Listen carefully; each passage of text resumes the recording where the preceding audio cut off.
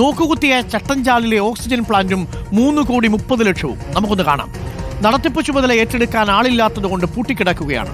ജില്ലാ പഞ്ചായത്തിന്റെ നേതൃത്വത്തിൽ ഗ്രാമ ബ്ലോക്ക് പഞ്ചായത്തുകളുടെ സഹായത്തോടെയാണ് പ്ലാന്റ് നിർമ്മിച്ചത്. ഓക്സിജൻ പ്ലാന്റിന്റെ നടത്തിപ്പിൽ ആര് കനിയും എന്നാണ് ചോദ്യം. കാസർഗോട്ട് നിന്നും ഒരു കഥ കൂടി.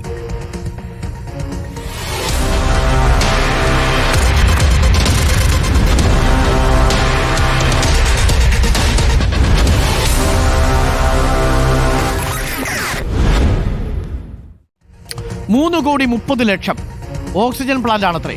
ആർക്ക് ഓക്സിജൻ കിട്ടി? കരാർ ഏറ്റെടുത്തവന് കിട്ടി, അത് ചെലവാക്കി കമ്മീഷൻ അടിച്ചു മാറ്റിയവർക്ക് കിട്ടി. നമുക്കൊപ്പം ചേരുന്നുണ്ട് അർച്ചന രവീന്ദ്രൻ. അർച്ചന, ഇപ്പോൾ ഈ ഓക്സിജൻ പ്ലാന്റിന്റെ അവസ്ഥ എന്താണ്? ആര് കൊടുക്കും ഓക്സിജൻ ഈ ഓക്സിജൻ പ്ലാന്റിന്? അരുൺ, 2022 ഈ ഒരു ഓക്സിജൻ പ്ലാന്റിന്റെ നിർമ്മാണം നടക്കുന്നത്. അന്നത്തെ വ്യവസായ മന്ത്രി പി രാജീവിന്റെ നേതൃത്വത്തിലാണ് ഇത്തരത്തിലൊരു ഈ ഒരു ഓക്സിജൻ പ്ലാന്റിന്റെ ഉദ്ഘാടനം നടക്കുന്നത്. എന്നാൽ ഇപ്പോഴും ഇതിന്റെ പ്രവർത്തനം നടക്കുന്നില്ല എന്നുള്ളതാണ്. ഏകദേശം 3 വർഷങ്ങൾ പിന്നിട്ടും എന്നാൽ ഇപ്പോഴും ഇതിന്റെ പ്രവർത്തനങ്ങളൊന്നും യാതൊന്നും നടക്കുന്നില്ല.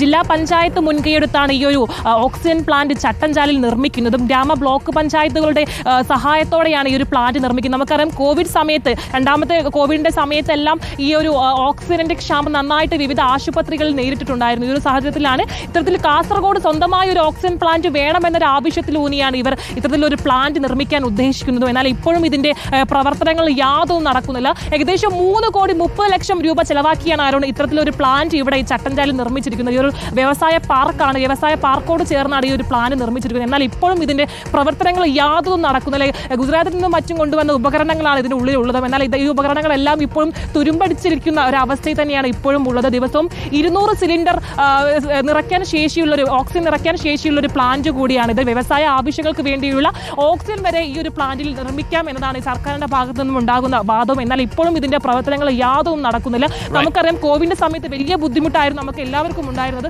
ഈ ഒരു ഓക്സിജന്റെ ക്ഷാമം. അതുകൊണ്ട് തന്നെയാണ് ഈ ഒരു പ്ലാന്റ് നിർമ്മാണം നടക്കുന്നത്. എന്നാൽ നടത്തിപ്പ് ചുമതല ആരും ഏറ്റെടുക്കുന്നില്ല എന്നൊരു കാര്യമാണ് ഇപ്പോൾ ഒരു ജില്ലാ പഞ്ചായത്ത് അടക്കമുള്ള ആളുകൾ പറയുന്നത്. എന്നാലും ഇപ്പോഴും ഇതിന്റെ പ്രവർത്തനങ്ങൾ യാതൊന്നും നടക്കുന്നില്ല. ഈ പദ്ധതി കൊണ്ട് പ്രയോജനമുണ്ടോ എന്നുള്ളതിനെ കുറിച്ചുള്ള ഒരു ഫീസിബിലിറ്റി സ്റ്റഡി പോലും നടത്താതെ ഇത്തരം പ്ലാന്റുകൾക്ക് വേണ്ടി കോടിക്കണക്കിന് രൂപ, 1-2 അല്ല, 3,30,00,000 ഈ ഓക്സിജൻ പ്ലാന്റിന് വേണ്ടി ചട്ടഞ്ചാലിൽ അനുവദിച്ചത് എന്നാണ്. ആ മനുഷ്യർക്ക് അത് കൊടുത്തെങ്കിൽ ആ നാട്ടിലെ ജനങ്ങൾ രക്ഷപ്പെട്ടു പോയേനെ.